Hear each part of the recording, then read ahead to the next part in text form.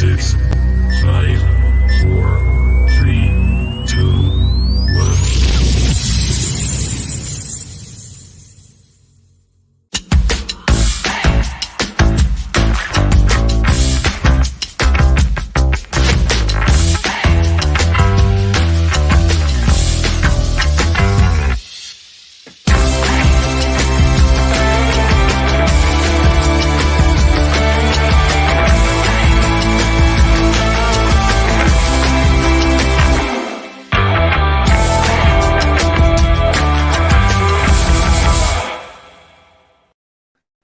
Good afternoon or good evening. I'm not too sure. This is a weird time for us, 6:30 in the afternoon or evening. I don't know. It's up to you.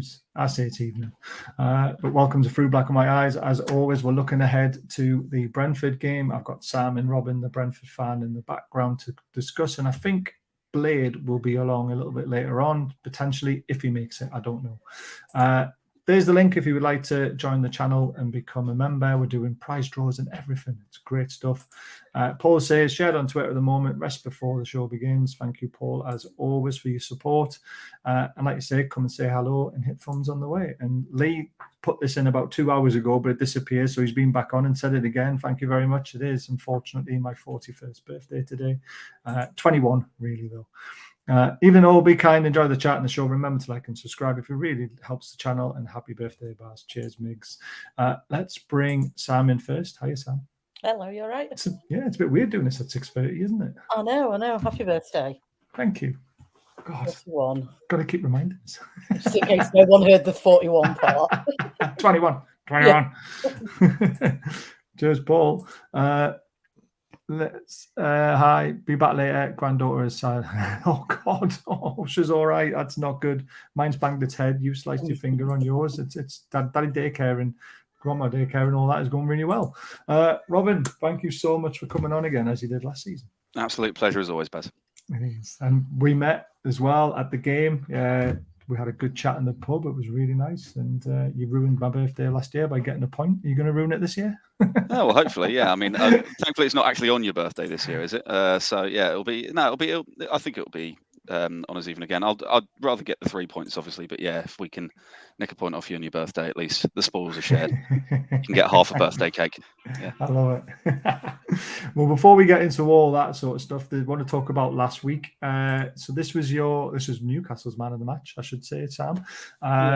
Miggy finally producing some goods, and for me, it's all because Bruno's back.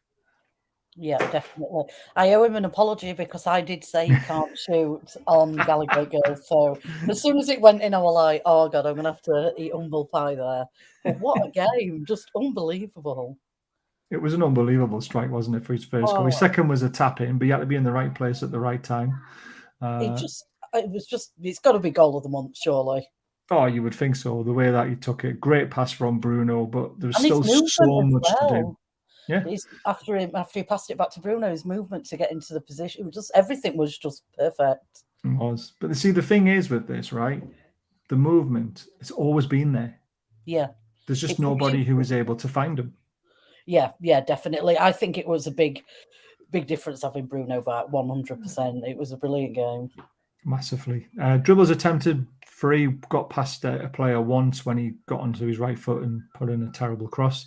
But 93% passing accuracy, which is really good. Yeah. He even gets involved with the defensive side of things with his duels. He only lost possession 7 times. Now, that is actually incredible for someone who goes forward. So, yeah, very, very impressed with Miggy, and long may it continue. That's 3 goals this season now. Yeah, he scored 4, didn't he? And that's his highest scoring he's done before. Yeah. So he's got plenty of time to overtake that. Robin, what did you make of Miggy's performance? Did you see much of it? Obviously, you would have seen the goal. Yeah, I'd have seen the goal. I mean, it was exceptional. You almost sort of, when it first went in, I watched it on Match of the Day, but when it first went in, I couldn't believe he actually scored it. I didn't know how he scored it. It was sort of like, I first thought he might have sort of just miscued across with his right foot, but then you watch it back and he completely meant it, completely deliberate, and the skill to get the ball to dip like that when you're on the run as well. Yeah, I thought it was an outstanding goal. Obviously I had a cut a wry smile when I saw that you guys beat them 4-1. one of our closest rivals. And but yeah, no, from the game, I think it was fully deserved. You know, the red card. Yeah. You know, I think Marco Silva's contested it, but it was just like, yeah, it was an obvious red card. I don't think you can argue it. But yeah, no, good on you guys. Yeah, I think it was obviously with only one win so far this season. I think someone from you guys was due a bit of a hammering, and Miggy's goal was definitely a highlight for you. Yeah, I mean, we've been knocking on the door to try and put teams away and never been able to do it. Steve Bruce. Yeah. You can't say that's Steve Bruce words, that knocking on the door. Well, we have been, haven't we? But in a good way, because we haven't been losing. We've only lost one all season. And it was just nice to put the chances away. I mean, obviously the sending off after 7 minutes really does help. But I expected a bit more of a battle from Fulham. I expected what Leeds did, you know, to shut up shop and to be really difficult to break down. And it only took us 5 minutes, and then we were 1-0 up, and then it just snowballed from there. So credit to us, rather than maybe saying Fulham were bad, but they were bad, to be fair. Blade's managed to make it. Good afternoon, Blade, or evening. I don't know which one you think it is. Even you going for evening there? We're not used to this at 6:30, are we? It's very strange. Yeah, we're normally 8:15 and rushing things, and it's nice just to chill a little bit. Robin, you sent me your man of the match from the 0-0 ball draw against Bournemouth. I have to ask, who's the happier out of the teams, first of all, with the 0-0 draw?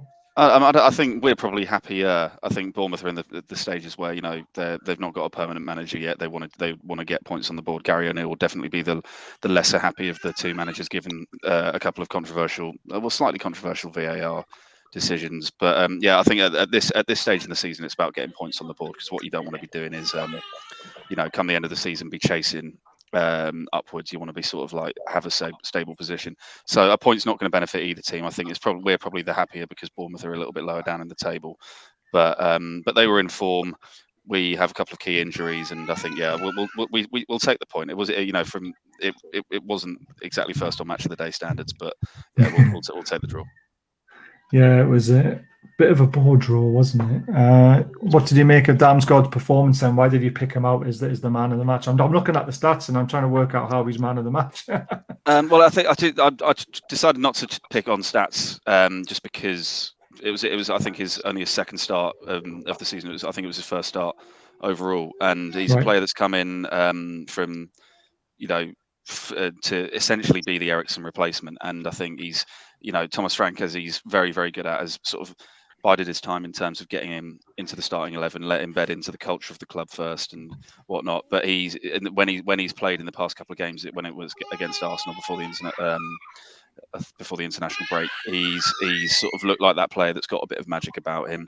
And some of the stuff he was doing, you know, the high press, putting some balls into the box, having a couple of shots from long distance. It was his first sort of showing of what he can actually do. So that's why I picked him. But to be honest, like, the man of the match was probably the referee when he blew the final whistle, given the quality of the game on Saturday. Brilliant. I love it.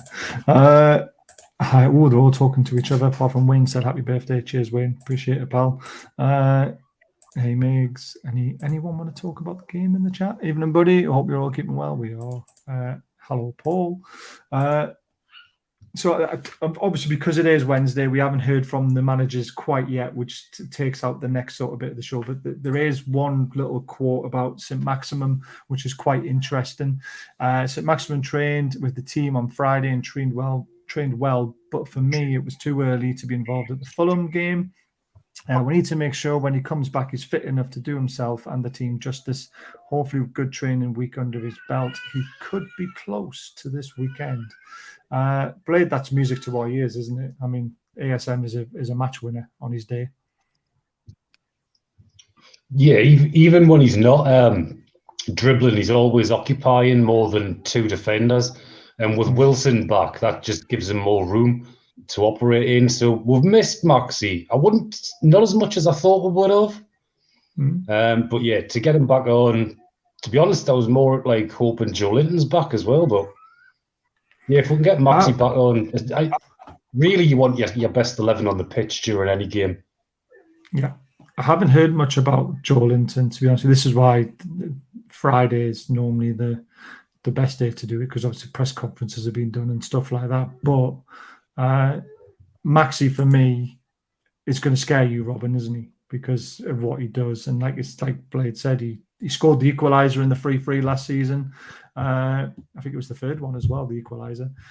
Got us a point, and he scares defenders. No, he's a kind of player that is unpredictable, and there's very few players like that where they don't have a sort of set thing that they do, and it's the kind of place you'd rather have him in your team than not, because even if he is having a bad day, he might just produce sort of that one moment of magic that lights up the crowd, and then suddenly the momentum switches, and then suddenly you're on the front foot. So when he's not playing, it's a blessing. When he is playing, it is a little bit scary. But I think considering we had a bit of a makeshift defence last season when at your place when we played here, I thought we coped with him reasonably well. But again, great players come to the forefront, and he managed to get you guys a point. So you'd rather not have him playing against you. Let's put it that way. So hopefully that's the case on Saturday. Yeah, it's going to be interesting. Sam, how much have you missed watching Maxi play in a black and white shirt? Yeah, I have. I thought as well, if he'd have been playing at that Fulham game, it would have just been even more carnage. But like you say, he's just so unpredictable. Even like coaches have said, like they can't teach him what to do. He just does his own thing, and I have missed him. But what was that? Is it saying that he might be back this week, or might be back this week? He's been in training. He was training last week before the Fulham game, but it came too soon. So he thinks he'll be ready for the Brentford game. But you know what Eddie Howe's like. We're going to come to that. I love it. Brian says, Basil, I feel like I haven't seen you in ages. I know, Brian, I apologise. 5 12-hour shifts and then a bug and a family bereavement. It kind of stopped me from coming on. But we're back. I promise you, we're back.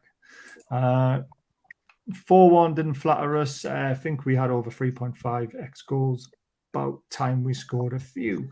We'll come on to those sort of stats a little bit later on. Hi Barry, send you a strawberry pick when I'm close. We'll be on the strawberry, don't you worry about that. Or in Shearer's bar, depending on what time you get there, Paul, because we're going to be jumping from one to the other.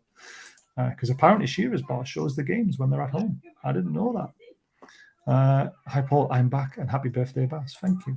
Stop saying happy birthday. It's not my birthday. I'm 21. The other 14 stated Murphy carried the ball further than any other player. Would it be harsh to drop him? Nice ASM. Can't take this time. Maybe thoughts. We're going to come on to that because I do have a little bit of a theory on what's going to happen. And he's obviously corrected himself, and I can't remember where he made the mistake. I wish I was his Les. Yeah, to be fair, there are a lot of older generations watching as well. They're probably thinking, shut the fuck up, but there you go. So is there any news from Brentford at the moment, Robin? Like anything come from the manager that we haven't seen on Twitter yet, or anything that you want to say that might give us a bit of confidence going into the game? I'll give you guys a little sweetener, given that you've sort of encouraged me with the potential of Saint-Maximin being out. Pontus Jansson's probably not going to be able to play. He picked up a bit of an injury in the Bournemouth game, so he had to be substituted. I wouldn't say he's our best centre-back. I think Ben Mee and Ethan Pinnock probably take the biscuit there. But as a club captain, as a leader, and the influence that he's had both on and off the pitch, just having that presence, when he's not in the team, he's going to be a big miss. So it looks like he might not be playing. So that in terms of fresh news, there's nothing else really. But we'll come on to teams later on. But that's the one sort of key bit of information coming out at the moment. Ooh, very, very interesting. Kevin's joined us. Good evening, Kevin. Thanks for joining us as always. Oh, skipping them. Me too, Paul. Morgan says I shouldn't tell anyone my age because they'll take the mickey.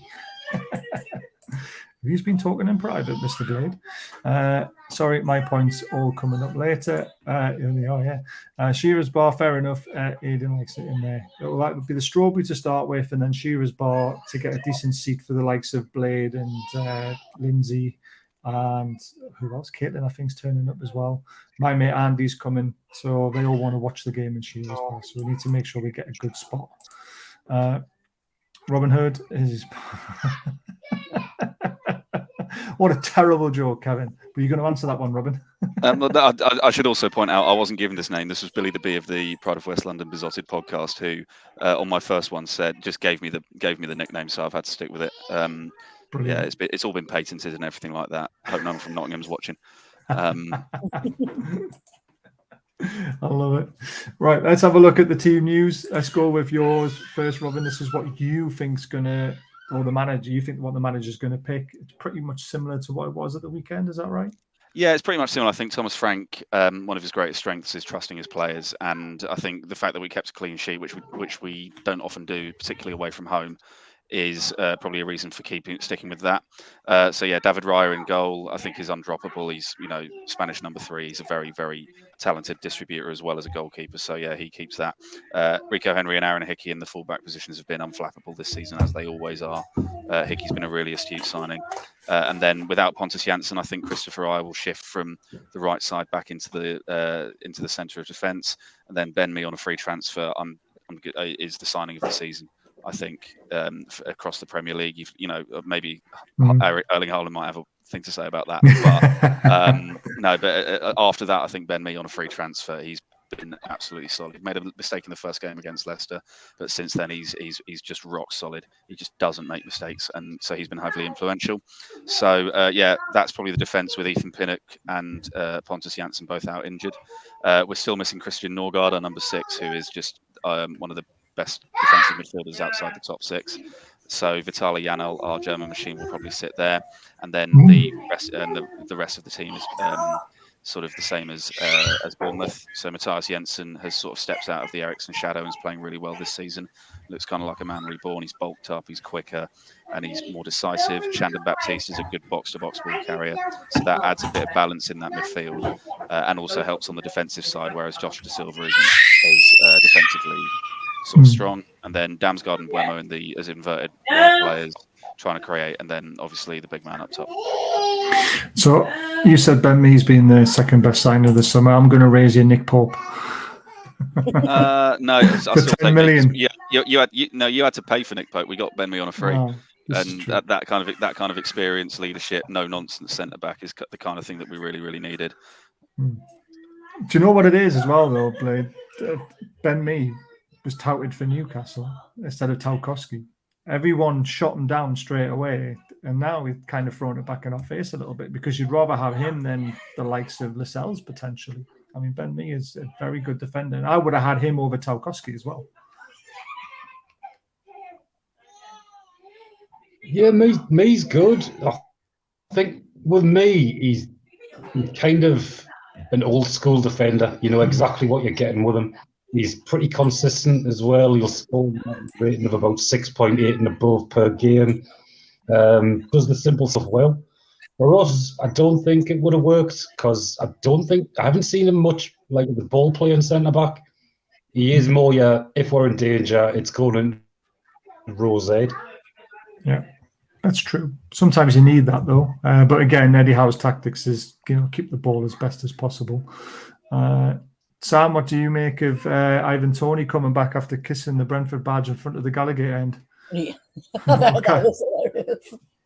What kind of reception is he going to get? Not the best, is he? He's going to get some right stick that day. I don't think he'll be bothered, though.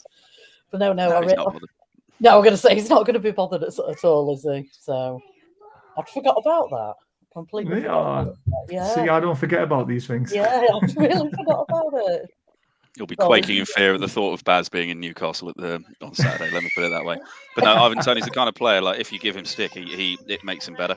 He's the rare player. He's the rare antithesis of the usual footballer, where they feel the pressure and it weakens them. He thrives on it. You put him in the penalty spot, and he scores. It's just as simple as that. He doesn't miss. He's going to miss a penalty on Saturday. Now that I've said that, but he's just like he soaks up pressure and just pays it back. So you can't give him any excuse to be annoyed or angry. He's almost like, in the similar mindset of Michael Jordan. If you give him an excuse to be bothered by something, he will pay it back. He'll pay it back to you. He really will. Yeah. Has he turned it round again at Brentford after the video that went round and on the boat? That. We won't go into it in too much detail what's going on, because it is. Yeah, but to be honest, I don't think any more Brentford fans are really bothered by it anymore. I think the thing with Ivan Toney is he's a 15-20 goal a season striker at any level.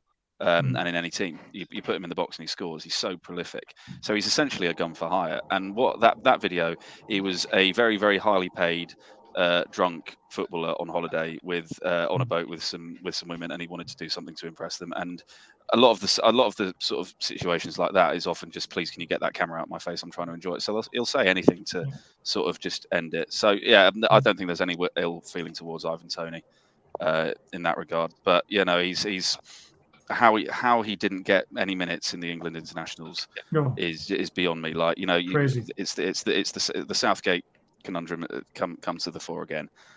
You know what Harry Kane's going to do. You know how he's so essential. So why not give him and Abraham a game each to sort of show what they can do? I'm kind of glad he didn't play in the Italy game, because that was an absolute shambles and he wouldn't have got any service anyway. But give him at least half an hour in the Germany game. I know it was good, and we fought back and managed and got a draw. But yeah, it's really, really bothered me. Yeah, I mean, I think it's bothered a lot of England fans, and it's bothered a lot of England fans for a long time about how Southgate only picks his mates. But there you are. Last question I'll ask about Brentford in the lineup and about how you're coping so far this season is, how well are you doing without Eriksen? How have you adapted? Because he obviously kept one of the big reasons why you stayed up last season. Yeah, I think we're coping fine. I think in the transfer window, there was very much a case of, is Eriksen going to stay at Brentford? Is Eriksen going to stay at Brentford? And sources indicate that those higher up at Brentford were quite annoyed at Eriksen in the end, because he took too long. So eventually we just said sod it, and we splashed out 25 million on Hickey and Keane Lewis-Potter, and that sort of made the decision for us. But I think it's really good to see that we're in the top half. I think still in and around there, coping really, really well, still playing good football, smashing Leeds to bits, smashing Man United to bits. We're going up against very, very good physical teams and coming out with points. So yeah, I think we're coping very, very well. The new signings have been really, really well fitted into the team. Damsgaard, Keane Lewis-Potter, Strakosha's a great backup, Ben Mee, and then obviously Mikel Damsgaard's come in as well. And yeah, I think I'm feeling really, really confident moving forward. Good. You should be as well, the way you're playing. We'll just go back to the chat very quickly. Dog and Parrot is a small venue. It is. That's why I don't really go in there. Do I sit downstairs? Yes, I do. But to be honest with you, I sit wherever I can get a seat, Paul. But I will let you know. Good to see everyone back. It is. It's good to be back. And hi, Anthony. Hi, Kev. Yes, RB Leipzig are winning 1-0 at Celtic, which is nice. Watching on the big screen. Welcome along to the chat, everyone. Please give it a thumbs up. Yeah, thumbs up, guys. The main thing, if you don't mind doing that, that'd be amazing. Doesn't cost anything, just to click a button. I watched the Liverpool game yesterday. I didn't, because I was doing this yesterday, doing the Premier League review. Damsgaard, Toney, and me are the standout players for me for Brentford. Brentford are a tidy team. On this one, Celtic will get the sympathy in the world if there was a Rangers last night. No one would care. Not right, Paul Garrett. So we're talking to each other there. Last one. You're kidding, Kevin. Was gutted for Rangers last night, but like you said, looking forward to the reception of their fans in the return leg. What was I going to say? Had something on the tip of my tongue about Brentford. And now it's, yes, your manager. Were you a little bit, just tiny bit worried that when Potter went to Chelsea, that Brighton might consider going for your manager? Because I think he's very good, similar sort of style. Yeah, and there was nothing. There's a bit of beef between Benham and Brighton owner. I can't remember his name. Is Tony Bloom or something like that? I can't remember. But basically, yeah, I think it is Tony Bloom. He essentially hired Matthew Benham, Brentford's owner, and Benham learned a lot off him, and then went, sod this, I'm going to go and do it for myself. So there was no way Thomas Frank was going to break. Thomas Frank buys into the Brentford vision. He buys into the club's ethos. He knows the players. He's adored by the fans. I think he's an exceptional human being as well. Like the stuff he does outside of work. He went to the Besotted. He met up. He asked and requested to meet up with the guys on the Besotted podcast and sit in the pub with them about 4 years ago, and sit in the pub with them and talk all things Brentford. And you know what kind of manager does that? Brentford is very much one club. It's an encapsulation of the players, the fans, the environment, everything around that, and he's at the heart of it. And yeah, the thought of any other manager coming in and managing Brentford is just nonsense at the moment, because he is so integral to what we do. He's tactically very astute. He's quite stubborn, and it sometimes takes him a long time to realise what he's done wrong and what he needs to change. But when he changes it, he gets it spot on every time. So yeah, I was never worried about Frank leaving. Very interesting, because I personally, when we were down in the dumps and Steve Bruce was in charge, Cabbageed. Thomas Franks was high up on my list to take over if Ashley was still in charge, because I think he's a very astute manager. So you've done well to keep a hold of him for as long as you have, because I think a big club will come knocking soon. Well, they've got to, really. There's not many other big managers out there now doing it, is there? Is Sam drinking strawberry milkshake? I think she's drinking water from a strawberry milkshake look-alike bottle. Yeah. I love it. Right, so here's the controversial side of things from our side. So this is the team that I've picked, and we're going to discuss it. And the reason why it's going to be controversial is I've actually kept it virtually the same. Now, people are going to argue Murphy's not good enough. I know he's not. Byrne, should Target come back in? Possibly. Is Joelinton fit enough? Should he get in the team after Sean Longstaff had a good game? But everyone hates Longstaff, so he's going to get dropped straight away from about 90% of Newcastle fans, because that's just how it is. But I've gone for pretty much an unchanged team, and the reason why I've done that is because Eddie Howe does this. He rewards players when we're winning, and he doesn't change the team that often. Now, personally, myself, I would rip Murphy out straight away, even though he had his best game, but he was still pretty poor, to be honest with you. I've put loads of stats on Twitter of why he wasn't very good. I would put Target back in at left back, and I'd play ASM, and I think them two need to play together down the left-hand side. And Joelinton comes straight back in if he's fit. So I'm not too sure if he is or he isn't, but I haven't heard anything. But other than that, the rest of it picks itself. So Sam, I'll come to you first. What changes would you make, or do you agree this is potentially what Eddie Howe could do? Like Eddie Howe is like they do. And when I saw the lineup last week, I was like, oh my God, but it ended up turning out well.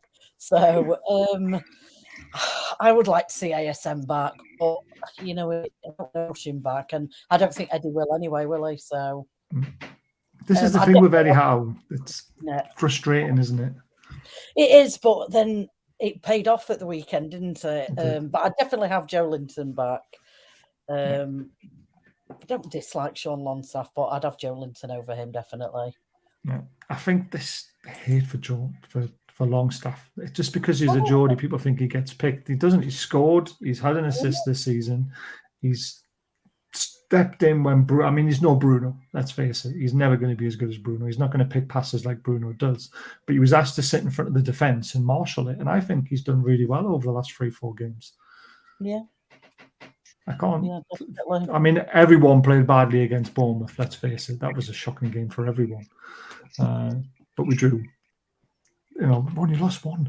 Blade, what about your thoughts on that team? Who would you change?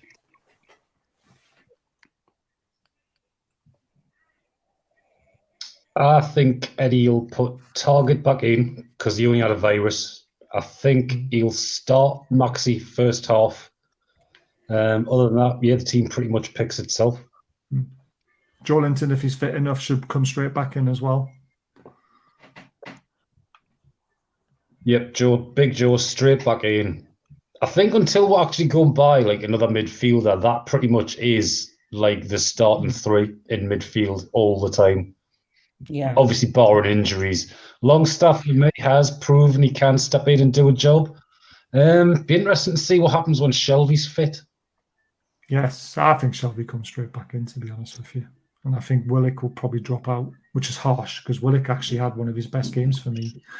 He had a brilliant game, didn't he, on Saturday? Really good game.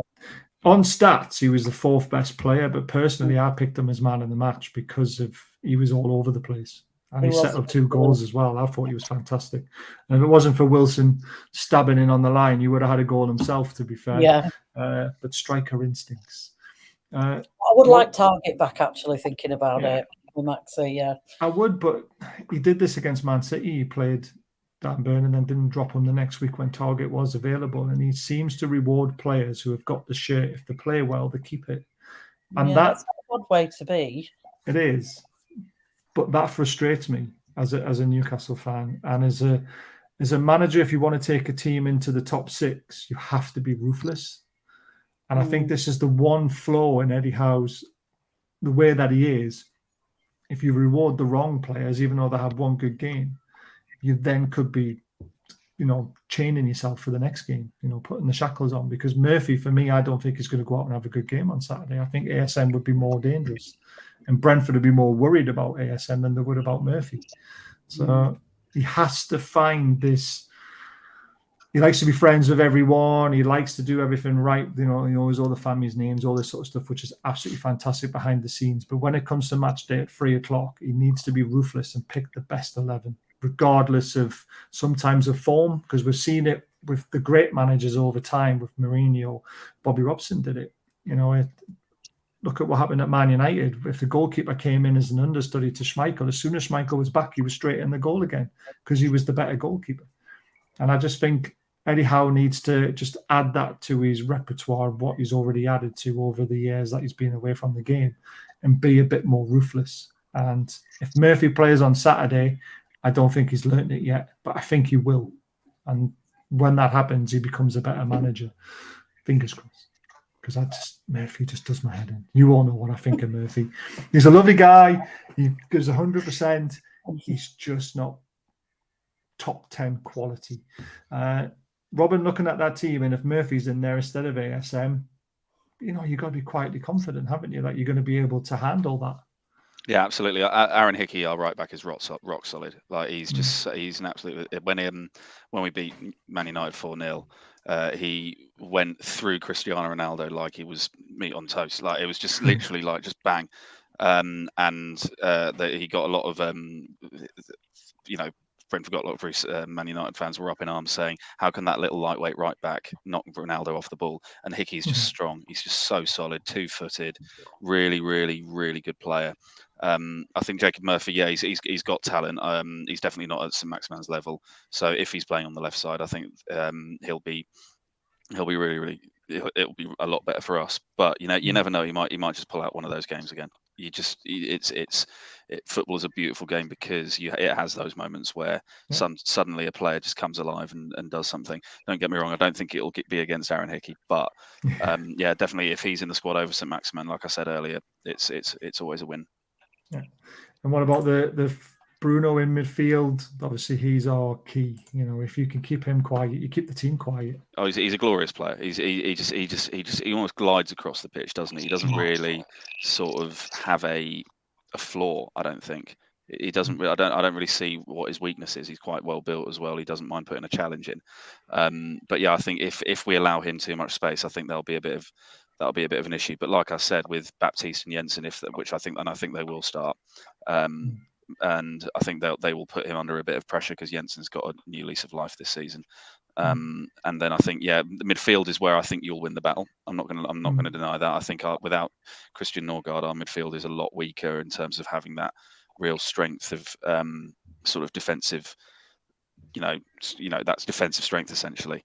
But I think we'll win it in the wide areas. I think with players like Brian Mbeumo and Mikkel Damsgaard coming inside and causing some havoc.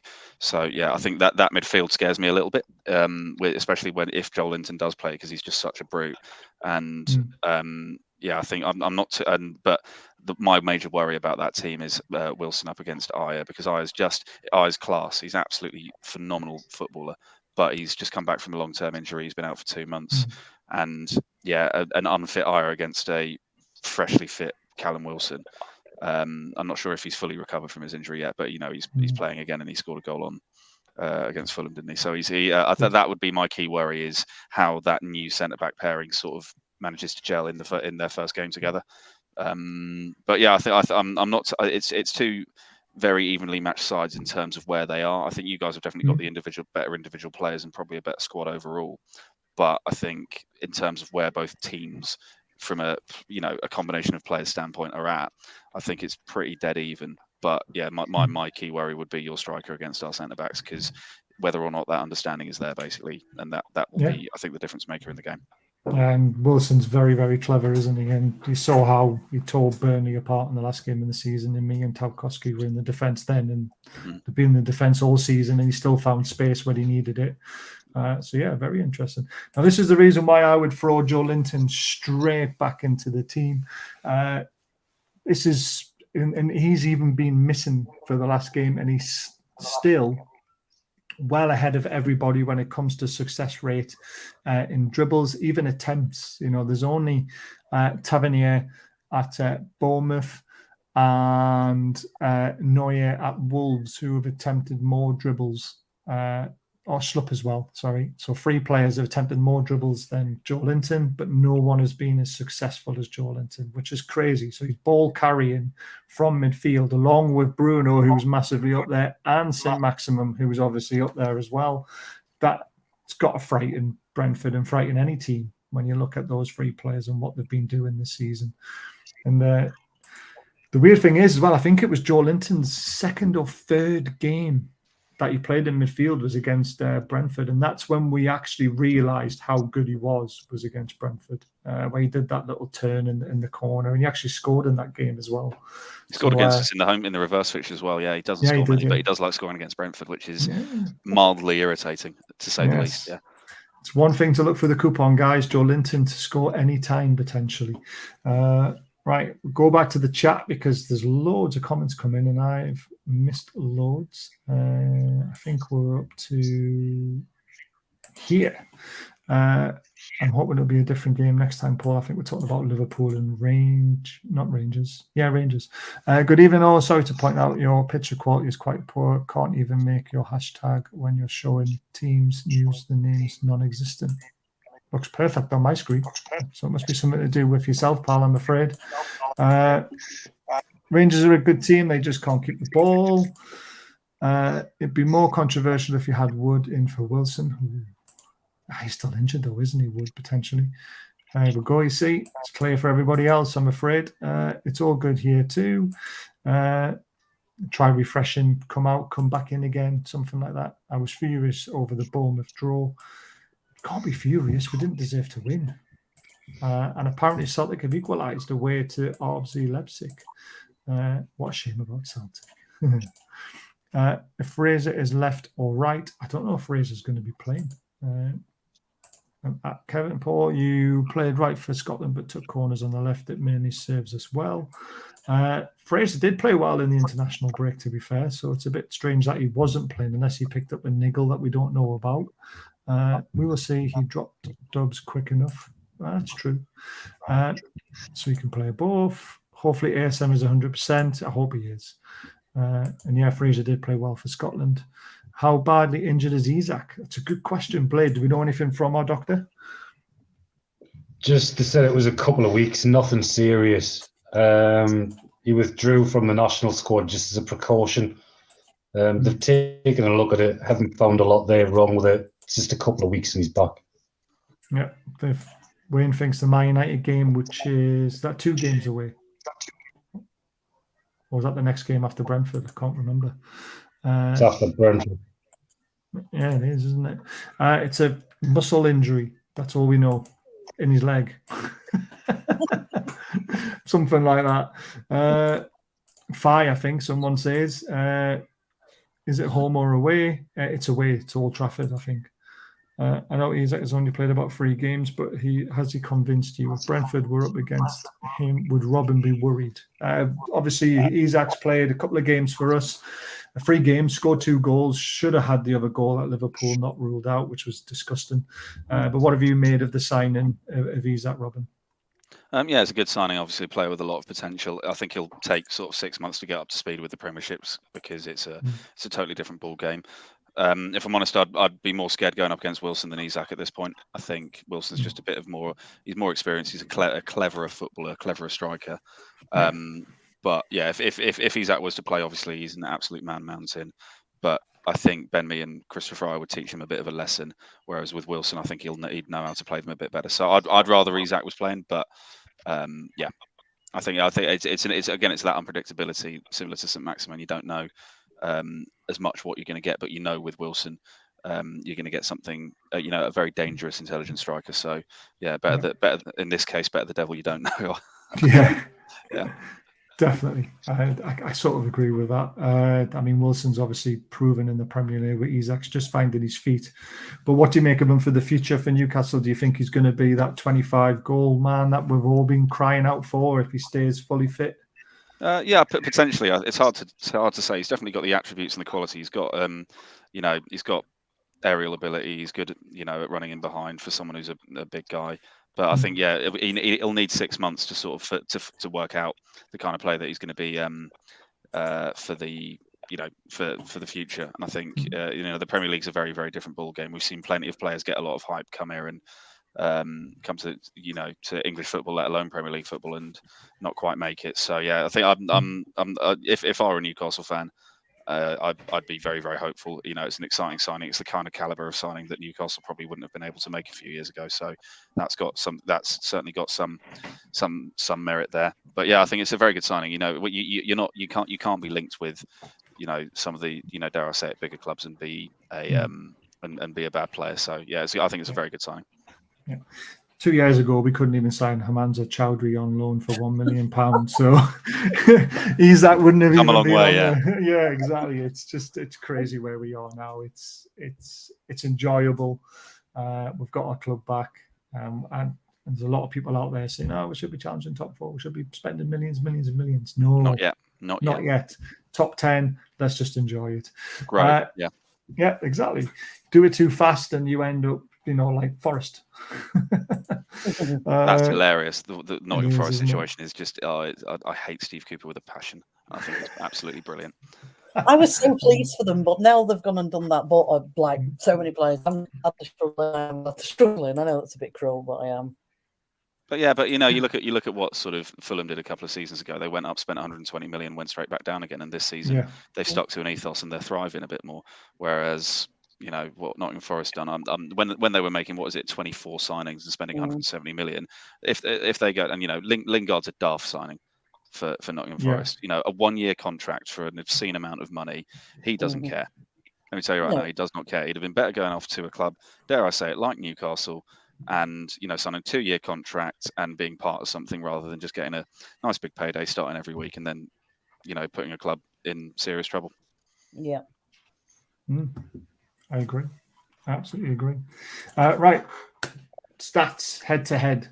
So Eddie Howe versus Thomas Frank. Obviously, as I say, they haven't met each other too much, but this is what the stats look like for the managers themselves at the club. So almost a similar age. Obviously, there Thomas Frank's got 4 years on him. 13 years as a head coach for Eddie Howe and 9 years for Thomas Frank, which is obviously Eddie Howe started very early. Premier League season 6-2. Record against the club, Eddie Howe's won 1. And record for Thomas Franks, who's won 1 and drawn 1. Head to head, it's 1 each. Well, 1 to Howe, a loss to Franks. Record at St.James's Park, we've got 9 wins, 6 draws, and 2 losses. And record at St.James's Park for Brentford is 1 draw. And that was the free, and Howe had COVID then. So he wasn't actually in the dugout either. He was watching it from the hotel room. It's crazy because we all thought it was going to be his first game in charge. Yeah, and it ended up, not being because of it. A bit mental, really. Ref watch. I don't know if you take into much about the referees. No, they're all crap. It's just I don't pay attention. They're all rubbish. Well, we like to just have a little look, just because of what we like to know how bad the referees are. And we like to know who's on VAR because we know what VAR is like. It's a massive controversy at the moment. So we've got John Brooks, another young referee. This is the third or fourth game in the row, I think it is. We've had a young referee and an experienced referee in the VAR room, so it's going to be very interesting. Yes, as a ref 11, I don't know who he supports. I hate that. Every referee should divulge the information on who they support. He's been a Premier League referee since 2021. He did his first game in the 12th of January 21. 2 years as a Premier League referee. Total NUFC home games, none. And he hasn't. This is the first time he's reffing us. This is going to be very interesting. His Premier League stats so far, though, 5 yellow cards on average in a game. No reds, though. No double yellows, and he's given 2 penalties and Paul Tinnery is on the VAR duty. So what do you make of that, Blade, looking at those stats? The ref, I'm not worried about. The fact that Tierney's on VAR's more of a worry, I think. Yeah. Yellow card, I don't know, maybe he gets a bit excited early on, but then calms down because he doesn't seem to give out 2 yellows. True. Yeah, he's never ref. I don't know. Let's hope he can cope with the atmosphere at St. James's. There's not many referees have there? But it's interesting that he hasn't ref the game yet, and he's got a very experienced VAR ref who I don't agree with any of the VAR refs at the moment, to be honest with you. But again, it kind of ruins my stats because there's no stats to go off. The last few times we've had referees that have never been beat, we've never been beat under, and then they've carried on that little form, and this is his first one, so God knows what's going to happen. What's VAR been like for you, Robin, this season so far? It's not. I don't think it's the VAR. It's the people that are doing it. I It's agree just with like that. the inconsistencies in decision making is just bollocks. It's just like it. How can, like, you look at, take for example the challenge in the North London derby where Emerson Royale got sent off. Okay, it's a red card. He rakes down the shin of, what was it, Martinelli. Now, 2 weeks ago, Virgil van Dijk does pretty much the exact same thing, if not worse, against Onana for Everton, and it's not even checked. It's not even a card. And I just think the lack of consistency in the officiating when it comes to VAR. VAR should be there as a support network, not as the god that decides matches. And I think it's just absolute nonsense. I've got no problem with VAR being a thing to check for clear and obvious errors and make sure football is a bit more fair. But if it's going to be delivering inconsistent decisions, it's hindering the game even more, and it's making it more of a spectacle than of drama than it is of football. And yeah, I think the people in charge need to have a clearly defined, because they obviously don't know. They obviously don't have a clearly defined sort of criteria of this is what constitutes a bad challenge. This is what constitutes a penalty. It's all it seems like they just make it up as they go along. And I think, I cherish the days of the Championship and League One where we didn't have to worry about it, where a goal was a goal. If it was an offside, it was offside. You can forgive human error if it's a tight call like that. It seems to me like the offsides and the and the handballs, they're getting more of a tight decision, which is a good thing because it means that players are learning to adapt to it. However, if it's going to then throw the game into disrepute by making such an obvious blinding mistake, then the people in charge need to give their heads a wobble. They really do. So my little boy's running around with a pram. Pushed it. You right, Can pal? he referee VAR on Saturday? Doing a much better job. You'd be playing with his cars. You'll miss everything. It'd be like back in the old days. Maybe that's what the VAR officials are doing. Maybe they're not actually watching the game and they're just going, "Oh yeah, sure, red card." They probably are. Sam, VAR worked in our favour though, against Fulham, so pretty happy in that way. And we're getting angry before it even, when they were stood there making the decision. I thought we're just going to be shafted again, but finally it worked in our decision, because we've had some poor decisions this season already, and we're only just at the beginning. Poor. And it's not the referees that's the fault, though. Like you said, it's the idiots that are checking VAR. Drives me insane.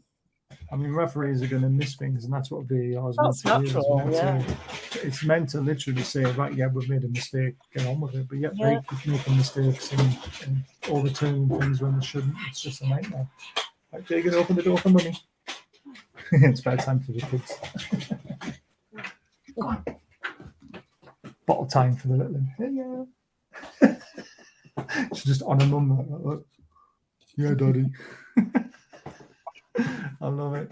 Right, let's go back to the chat very quickly. Isak starting and Wilson coming on at 50, 60 minutes would be a good way to hopefully keep Wilson fit. Yeah. But yeah, potentially. But we need Isak fit first before we do that. I think Isak, like Henrik Larsson, is not better. if not better. Yeah, I mean, even Ibrahimovic has come out and said everyone's going to start talking about this lad in the future. So let's see what happens. Forest sign way too many players. How can you get them functioning in a short space of time? I tell you how. You get Rafa in as manager. It's Cole, been rumoured, hasn't it it? has, yeah. Cole Wilson won't stay fit. We know this.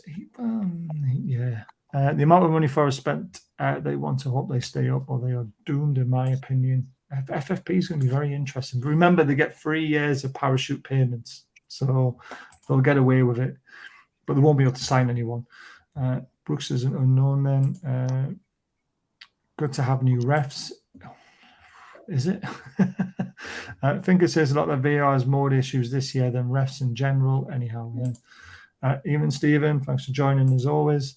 Barry, you got a little feedback on your mic. That's because the kid was running up and down, my little boy, with his missus' pushchair and all this sort of stuff. Just don't worry about it. It's all gone. As Shira said on Match of the Day, is beyond terrible our VAR decisions. Yeah, a lot of them are, but we kind of got some in our favour, so I'm actually quite happy about that. My view is because of the bias, keep track and you will see all the controversy is in favour of the corrupt 6 versus the other 14. I'm convinced. Palace, Chelsea. Yeah, it doesn't look good, does it? Does a ref not need to disclose who they support to avoid bias? They might have to the FA, but then the FA don't have to disclose it to us. I think that's what happens, but it's a bit disappointing because it would be nice to know. That VVD example is absolutely correct. VVD? Virgil van Dijk. Which one was that one? Oh, yeah, the one where he should have been sent off but wasn't. And then there's the Chelsea one where he should have been sent off and he wasn't, with a handball as well, even though it was against Palace, so it made me laugh a little bit. Right, last little slide. So obviously the league table, it's actually quite nice to put the league table up where we're both in the picture. We're obviously on 11 points, Brentford on 10 points. Going to have to ask you the question, Robin, are you confident of staying up with what's below you? Yep, very confident. I think the thing you've got to sort of consider is you always want 3 worst teams in the league. And if you've watched Leicester, Nottingham Forest, or Wolves this season, Wolves can't score for toffee. Nottingham Forest have overspent and can't gel, and Leicester are just are in free fall at the moment. I know they won against Nottingham Forest, but I reckon I could go out on my own against 11 Nottingham Forest players and nick a 1-0 win. So I think it's just making sure that you're better than 3 other teams, and I think we're a lot better than 5 or 6 other teams at this moment in time. So we just need to keep that momentum up, make sure we get our players back fit and ready. And I think when Norgard comes back, that's going to be a big thing. Pinnock coming back will be a big thing as well. And then sort of trying to find the best way to utilise our wingers like Keane Lewis Potter, Johan Wisser, Damsgaard and Wemo. If Toney gets injured or gets sold in January, which I don't think he will, I think there could be trouble. I think we would be in a bit of a tricky situation. But at this moment in time, I'm very, very confident, very, very comfortable. Very interesting. Who, if you put your neck on the line, who are the 3 going down? 3 going down. Forest, definitely one of them. Definitely one of them.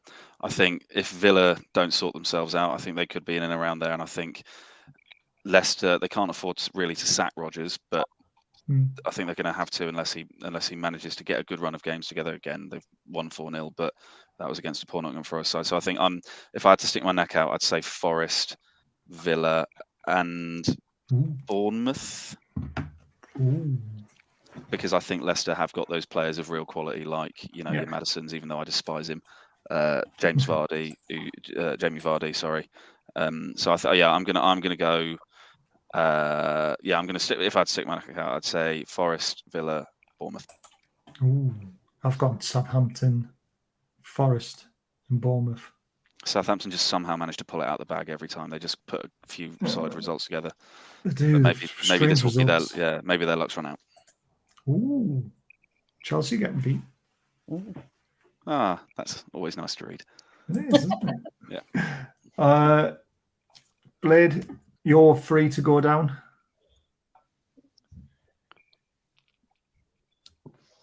Forest, Bournemouth, and Everton. Oh, Everton. I honestly think Everton are going to be fine now. I really do. Seeing your suggestion, Hassan Hutel will be leaving. That'd be interesting because he's one of the main reasons why they seem to get the results, to be fair. I think he's quite an astute manager who's had not a lot of money to spend and doing well with what he's got. So that'll be interesting. Sam, what about you? Free going down? Forest, definitely. Bournemouth, Villa, maybe. Yeah, Villa are struggling. I'd pay a lot of money for Everton to go down. Why am I like every time I do a show, especially on a Tuesday night, everyone's like, Baz really hates Everton. It's like I don't. My mum's ex-partner was from Liverpool, an Everton fan, and I used to watch the games with him, but it's their fans have just made me hate them. Some of their fans. There's a nice one in the chat. Stephen's a nice guy. But it's Pickford for me. That's why I hate them so much. Because he's a Mackem and he's got dinosaur arms. So there you go. Reason Miggs pushed or had enough. That's good. It's an interesting question, that. For Miggs. Hopefully Miggs will answer it before we go. But yeah, I'm confident Brentford are going to stay up now. Honestly, I really did think you were going to struggle because of Eriksen leaving. But like you say, you've gone out, you spent well. You've still got a nucleus of a strong team with your manager. You've kept a hold of them. I think you'll be finishing at least 14th or above, probably between 14th and 10th. Yeah, I'd say another season of consolidation. Everyone sort of doubted us when Eriksen was sold, but he came and made a lot of the players around him better, and we're thriving as a result of it. So yeah, I'm not worried. Yeah, not at the moment. Right. Yeah, not at the moment. No, you shouldn't be. I mean, you're sitting 10th with 10 points, 1 point behind us. We're only one win off 4th, and had we got the win against Palace like we deserved, we would have been 4th. So it's crazy start to the season. There's teams still not really in the right area yet that you would think they would be in. So it's going to be very interesting. Apparently, it's unclear to why he would want to leave or whether he's been pushed or getting sacked. Said it many times, no chance Everton will go down. It's more of a wish of many of them realism. It's not going to happen, is it? No. Obviously, Nufc are now 3-1 up. Ralph Hasenhutl's time at Southampton is coming to a close of the club now, considering the timing of the Austrian coach's departure and a new manager imminent. Very interesting. You would have thought they'd wait till the World Cup, potentially, wouldn't you? Maybe. I mean, it's just sort of Might be too late by then. Yeah, that's kind of what I'm thinking. Players would have gone away. It's hard to integrate a squad and then suddenly half of them leave. So, yeah. Very, very strange. Right, last little question. We'll go around the houses. Sam, what's the result going to be on Saturday and the score? 3-1. Ooh, confident. Blade? 5-1. You always come up with ridiculous ones, and it's so funny. You were close with the Fulham one, to be fair, but you were nowhere near with the Palace and the Bournemouth game. Robin, what's the score going to be, mate? 2-2. Give Baz a point on his birthday week. Yeah, I like it. I think it's going to be an entertaining game again. I really do. I'm going to. It always is. Yeah. Yeah. I'm going to go 3-2 myself to Newcastle. I think it'll be close to last season, but I think we will just have enough this time to beat you. As long as Maxi's there and Joelinton's there, I'm always confident now. If they're not playing and Murphy starting on the left wing, then you might get a 2-2. Let's see what happens. But thanks for coming on, Robin, as always. Have a great time at the wedding. It's a shame you're not coming up and we could have had a beer again. I'll be seeing Blade on Saturday. Sam, I'll be seeing you on the 28th for Kevin Keegan talking, which we'll be vlogging. Can't wait for that. Get to meet one of my heroes. And I will be back, or we will be back. The team will be back. Probably Sunday night for the review of the game, because I'm going to the game on Saturday and I'm going to be very drunk. There's no way I'm joining you on Saturday night. So we'll do a Sunday night review. So until then, take care, everyone, and have a lovely weekend when it comes around. See you later.